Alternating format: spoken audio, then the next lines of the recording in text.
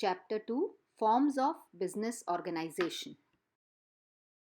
The major forms of business organizations in the private sector includes sole proprietorship, partnership, joint Hindu-family business, cooperative societies, and joint stock companies.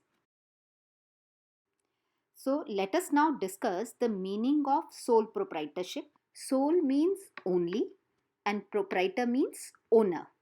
Sole proprietorship refers to a form of business organization which is owned, managed, and controlled by an individual who is the recipient of all profits and the bearer of all risks. So, sole proprietor is the one who is the only owner of the business. This form of business is particularly common in the areas of personalized services, such as beauty parlors, salons, or small scale activities like running a retail shop in a locality. It requires less amount of capital, best suited for businesses which are small in scale, where customers demand personalized services. Now we will see the features of sole proprietorship. The first feature is formation and closure. There is no separate law that governs sole proprietorship. Hardly any legal formalities are required to start a sole proprietorship business, though in some cases one may require a license. Closure of the business can also be done easily. The next feature is unlimited liability. Sole proprietors have unlimited liability, which means the owner is personally responsible for the payment of debts in case the assets of the business are not sufficient to meet all the debts. As such, the owner's personal possessions, such as his or her personal car or any other assets, could be sold for repaying the debts of the business.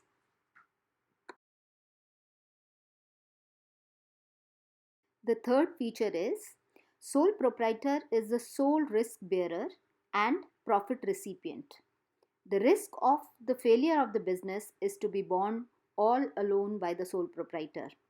However, if the business is successful, the proprietor enjoys all the benefits. He receives all the business profits, which becomes a direct reward for his risk bearing. The fourth feature is control.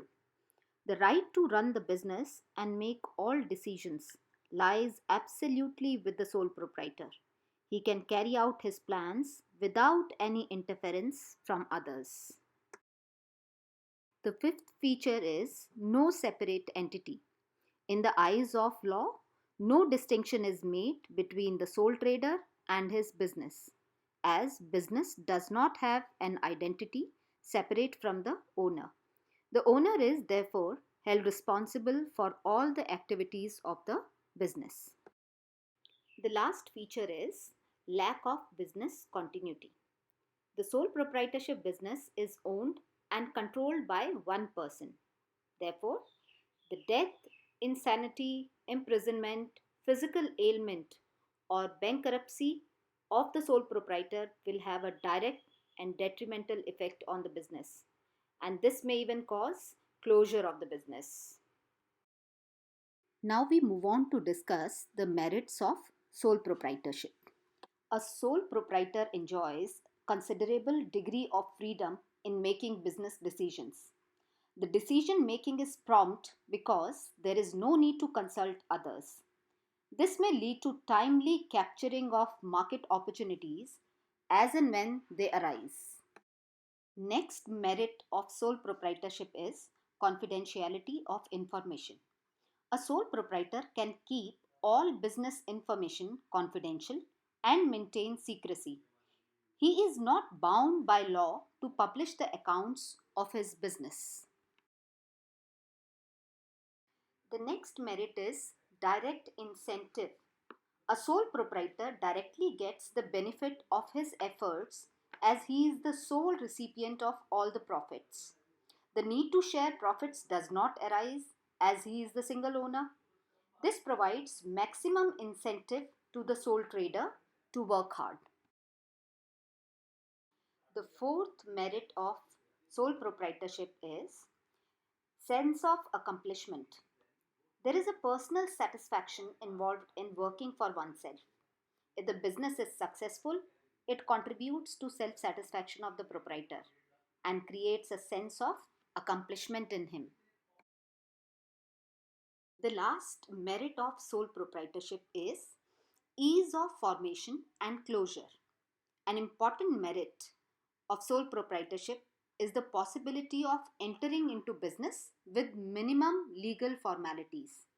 There is no separate law that governs sole proprietorship.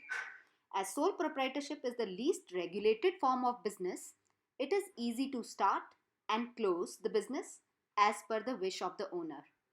You have already studied that ease of formation and closure is also one of the features of sole proprietorship. Now we'll discuss the limitations of sole proprietorship. First limitation of sole proprietorship is limited resources. Resources of a sole proprietor are limited to his or her personal savings and borrowings from others. Banks and other lending institutions also hesitate to provide long term loans to the sole proprietor. Lack of resources is one of the major reasons why the size of the business rarely grows and it generally remains small. The second limitation is limited life of the business concern. The sole proprietorship business is owned and controlled by one person. So, the death, insanity, imprisonment, physical ailment, or bankruptcy of the proprietor affects the business and may lead to its closure. The third limitation is unlimited liability. A major disadvantage of sole proprietorship is that the owner has unlimited liability.